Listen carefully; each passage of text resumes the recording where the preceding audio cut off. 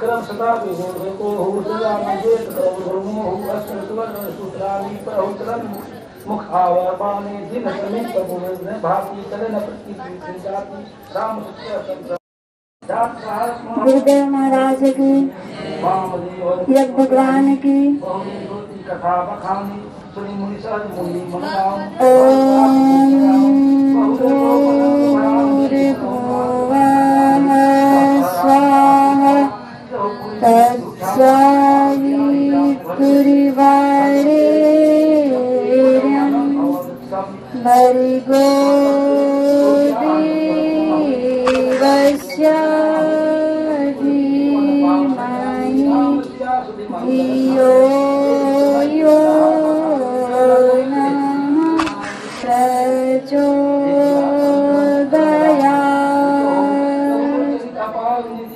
ॐ गुरुर्ब्रह्मा गुरुर्विष्णु गुरुरेव महेश्वर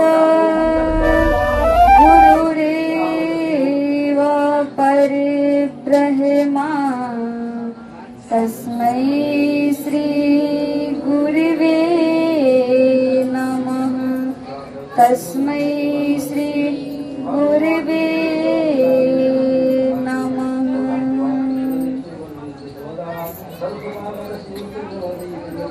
जगत वंदना शक्ति दो साधना दो।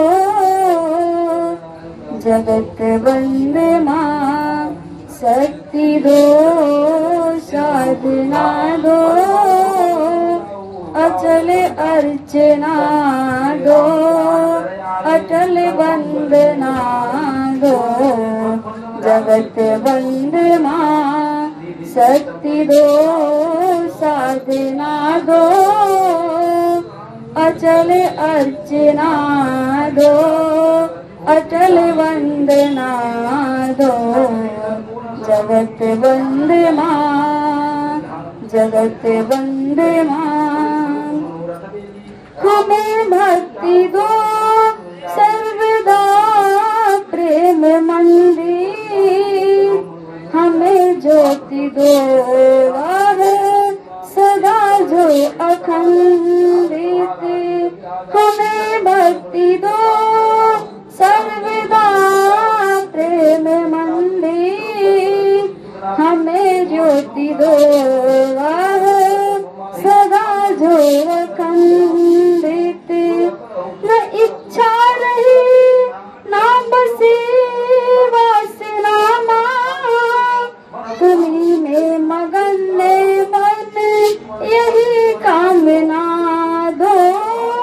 न इच्छा रहे ना बसे वासना तुम्हीं में मगन यही कामना दो।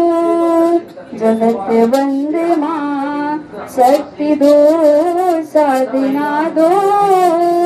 अचल अर्चना दो अटल वंदना दो। जगत वंदना जगत वंदना। न हर्ष में शोक में क्षुब्ध यह मन। सतावे न सुख दुख कटे मोहबंधन। न हर्ष में शोक में क्षुब्ध यह मन। सतावे न सुख दुख कटे मोहबंधन। सभी यह तुम्हारा तुम्हारे सभी है। सभी यह तुम्हारा तुम्हारे सभी है।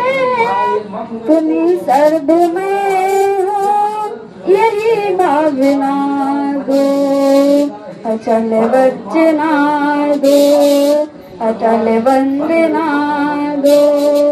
जगत वंदना शक्ति दो साधना दो। अचल अर्चना दो, अटल वंदना दो। जगत वंदे माँ, जगत वंदे माँ।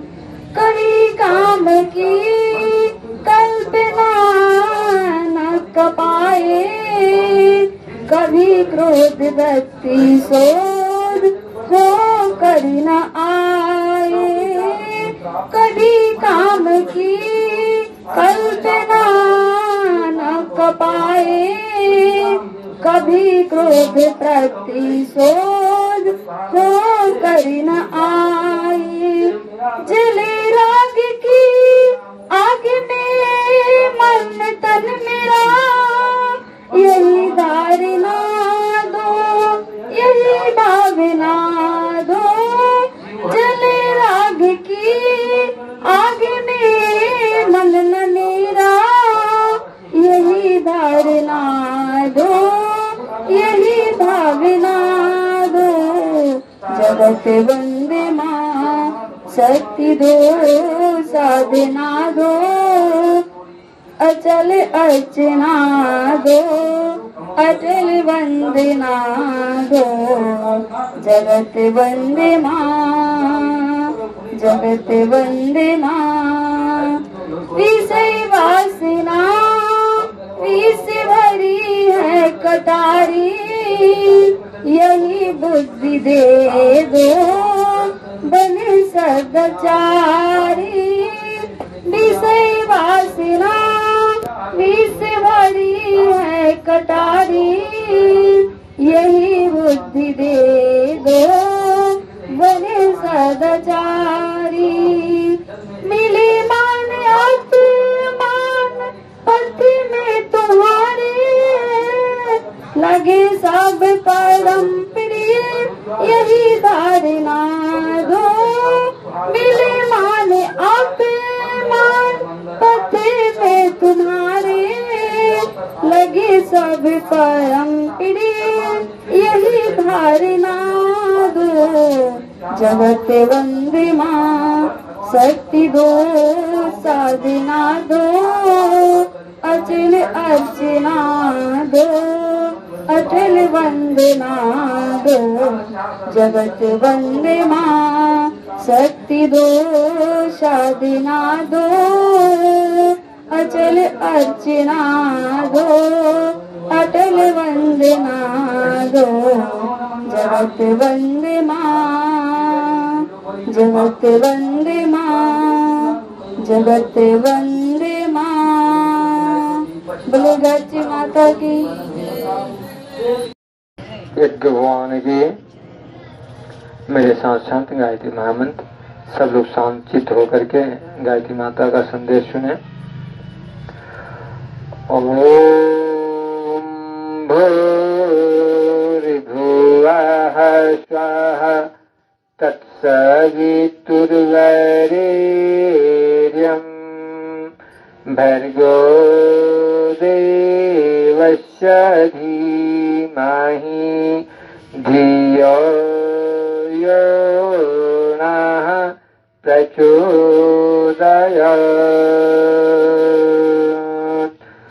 ॐ गुरुर्ब्रह्मा गुरुर्विष्णुः गुरुरेव महेश्वरः गुरुरेव परब्रह्म तस्मै श्री गुरवे नमः। तस्मै श्री गुरवे नमः। महाकाल महाशक्ति के सूक्ष्म संरक्षण में गायत्री शक्तिपीठ ऋतंबर प्रज्ञाश्रम जगशाला में उपस्थित शक्ति स्वरूपा देवियों, देवतुल भाइयों, भगवान की जब असीम अनुकंपा होती है और योग बन पाता है, तभी हम ईश्वर के कार्य में भाग ले पाते हैं। जब तक उनकी कृपा नहीं होगी, तब तक भगवान के काम में कभी भी हम सहभागी नहीं बनेंगे। आप सभी सौभाग्यशाली हैं, श्रद्धावान हैं, विवेकवान हैं, प्रज्ञावान हैं, जो भगवान के इस कार्य में आप सम्मिलित हुए हैं, सहभागी बने हुए हैं। यह आपके पूर्व जन्मों का पुण्य संस्कार है। जब पुण्य की प्रबलता होती है और ईश्वर की कृपा होती है, तभी हम भगवान के काम में, ईश्वर के काम में, प्रभु काम में, परमात्मा के कार्य में, भगवत सत्ता के काम में हम सम्मिलित हो पाते हैं। ऐसी पुण्य परंपरा, ऐसा सुयोग, ऐसी श्रद्धा जो है हमारे जीवन में निरंतर बनी रहे, पल पल बनी रहे, ताकि यह मानव जीवन हमारा सार्थक बने। ऐसी हार्दिक कामना हम करते हैं और अपनी हार्दिक शुभकामना, हार्दिक अभिनंदन आपको व्यक्त करते हैं। जिस गायत्री माता की आंचल पकड़ने के लिए हम यहाँ उपस्थित हुए हैं, गायत्री माता कल्प वृक्ष के नीचे बैठे हुए हैं। गायत्री माता किसी को निराश नहीं करती है जो आंचल पकड़े रहते हैं। आंचल छोड़ने वाले ही निराश होते हैं। जिसने भी गायत्री माता का आंचल पकड़ा है और विवेक बुद्धि से विश्वास करके गायत्री माता के कार्य में लगा हुआ है, वह जीवन में जो है अपना तो उद्धार करता ही है, अपने साथ साथ कईयों को वह उद्धार करता है, मार्गदर्शन करता है, उनका नूतन जीवन जो है निर्मित कर देता है। जितने भी हमारे धरती पर ऋषि महर्षि गण हुए हैं, सभी ने गायत्री माता का आंचल पकड़ा। सर्वप्रथम ब्रह्मा, विष्णु, शिव, सभी लोगों ने गायत्री माता का आंचल पकड़े। अब बोलिए कि ब्रह्मा जी, विष्णु भगवान, शंकर भगवान, सभी लोगों ने गायत्री माता का आंचल पकड़ा और गायत्री माता का आंचल पकड़ के गायत्री मंत्र की तपस्या करके ये गुरु पद को प्राप्त किए, चाहे ब्रह्मा हो या विष्णु हो या शंकर भगवान हो। गायत्री माता से उन्हें शक्ति मिली तो ब्रह्मा जी ने सृष्टि का निर्माण किया और विष्णु भगवान ने पालन पोषण का जिम्मा लिया और शंकर भगवान सृष्टि के कल्याण की जिम्मेवारी अभी तक निर्वाह कर रहे हैं और अपने गुरु पद पर आसीन होकर के समस्त विश्व में जो है ब्रह्मांड में शिष्यता प्रदान कर रहे हैं। शंकर भगवान से ही सभी ऋषियों ने गायत्री महामंत्र की दीक्षा ली और गायत्री मंत्र की महा दीक्षा लेकर के सभी को गायत्री माता का अमृत दुग्ध पान कराने का वह स्वर्णिम अवसर प्राप्त करा रहे हैं। हमारे शास्त्रों में, वेदों में, ऋग्वेद में बताया गया है कि गायत्री माता का आंचल जो पकड़ते हैं उन्हें क्या मिलता है। हम गायत्री माता की आरती करते हैं तो बोलते हैं ओम उष्टुता मया वेदा वेद माता प्रचोदयन्ताम पावमानि द्विजानाम आयुः प्रारं प्रजां पशुं कीर्तिं द्रविडं ब्रह्मवर्चसं मह्यं दत्त्वा ब्रह्मलोकम्। रोज हम तो आरती बोल लेते हैं और इस श्लोक को गा लेते हैं, लेकिन इसका अर्थ नहीं समझते हैं। इसका अर्थ ये होता है कि ओम में माता की तीनों शक्तियां, ब्राह्मणी, वैष्णवी और शांभवी, तीनों शक्तियां हैं, या ब्रह्मा, विष्णु, शिव का है। इस लिंग में ब्राह्मणी, वैष्णवी और शांभवी और पुल्लिंग में ब्रह्मा, विष्णु, शिव। एक त्रिगुणात्मक शक्ति ओम में है और ईश्वर का सबसे सुंदर नाम जो है ओम है। ओम कहने से तीनों शक्तियां हमें प्राप्त होती है, सृजन की, पालन की और कल्याण की। इसके बाद उस्तुता माने स्तुति करना, भजन करना, पूजन करना, उनका वंदन करना। उस्तुता मया माने मुझे, वरदा माने वर दो। हे माता, हम आपकी स्तुति करते हैं, आपकी वंदना करते हैं, आपकी प्रार्थना करते हैं, विनती करते हैं कि मुझे वर दो। वेद माता, तुम वेद माता हो, तुम ज्ञान की माता हो। वेद शब्द जो है विद धातु से बना है, विद का अर्थ होता है ज्ञान। तो आप ज्ञान की माता हैं। वेद माता प्रचोदयन्ताम, प्रेरित करें। पाव मानी द्विजानाम, किधर प्रेरित करें? तो पाव मानी। अब आप हमें क्या बनावे? पवित्र बनावे। क्या बनावे? पवित्र बनावे। पाव मानी द्विजामान, और पवित्र बना करके हमारा दूसरा जन्म दें। हमें पवित्र बनाकर क्या दें? तो दूसरा जन्म दें। द्विजानाम, पक्षी को हम द्विज कहते हैं। दूसरा जन्म होता है, पहले अंडा रहता है, अंडा के बाद में वह फूटता है अंडा, तो पक्षी बन पाता है। तो मनुष्य का भी माँ के गर्भ से अगर जन्म हुआ तो वह अंडा है, लेकिन जब गुरु के पास जाकर के दीक्षा लेता है तब वह पक्षी यानी उड़ने लायक बन पाता है, आध्यात्मिक ऊंचाइयों में प्राप्त होती है।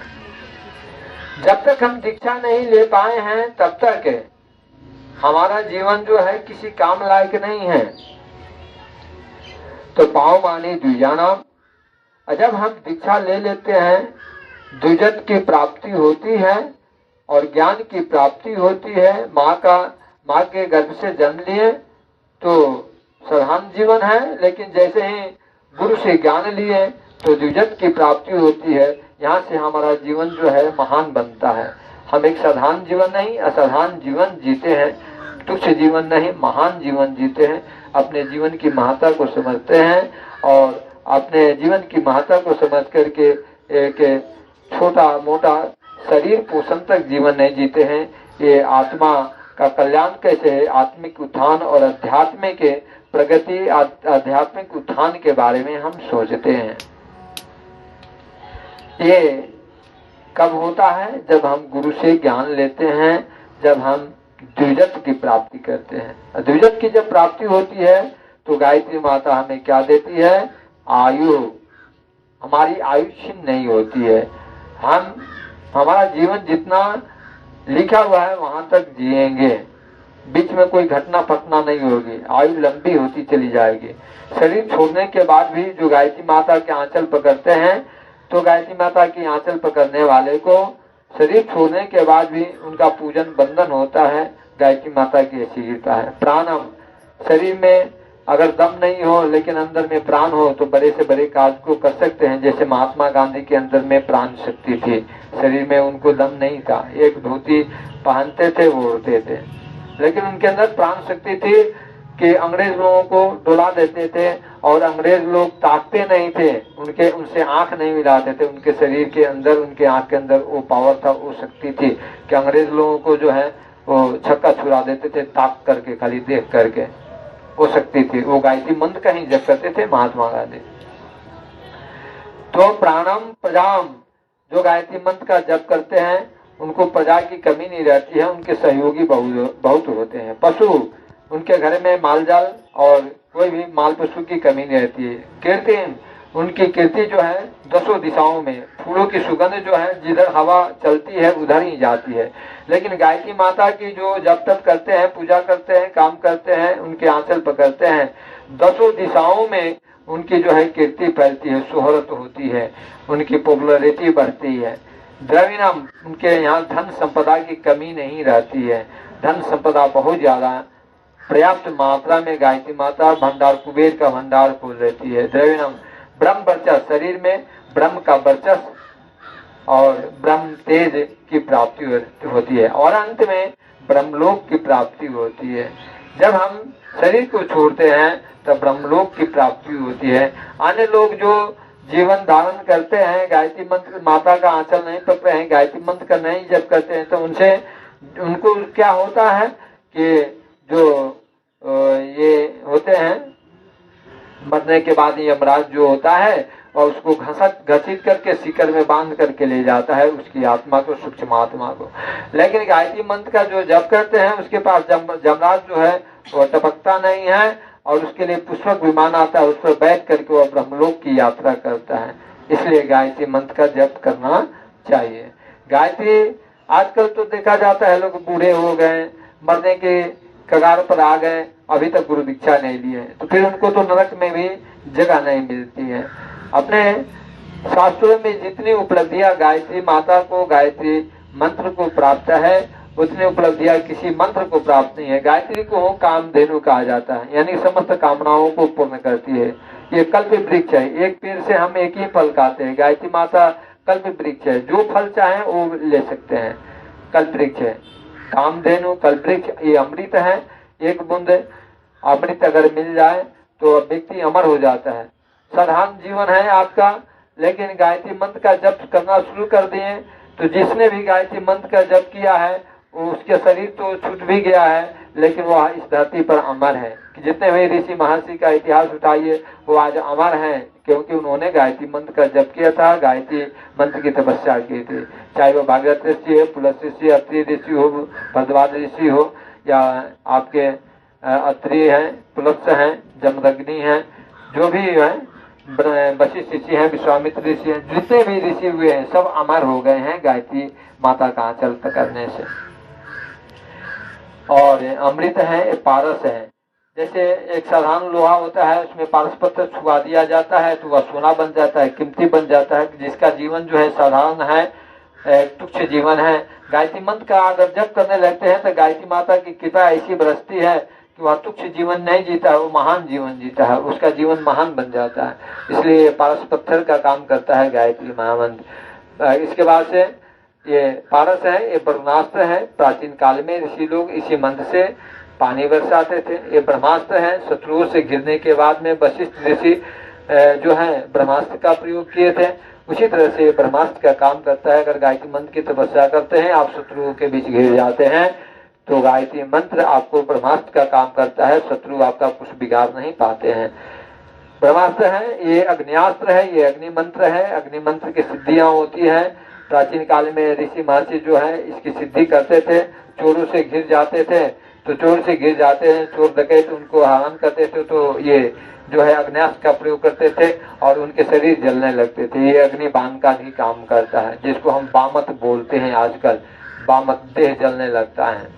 तो ये अग्न्यास्त्र है, ये गुरु मंत्र है। जितने भी इस धरती पर ज्ञानी लोग हुए हैं, गायत्री मंत्र का जप किए हैं, तभी जाकर के ज्ञानी हुए हैं। ये गुरु मंत्र है, ये तारक मंत्र है। 84 लाख जूनियों में भटकने के बाद में यह जीवन आपको मिला हुआ है।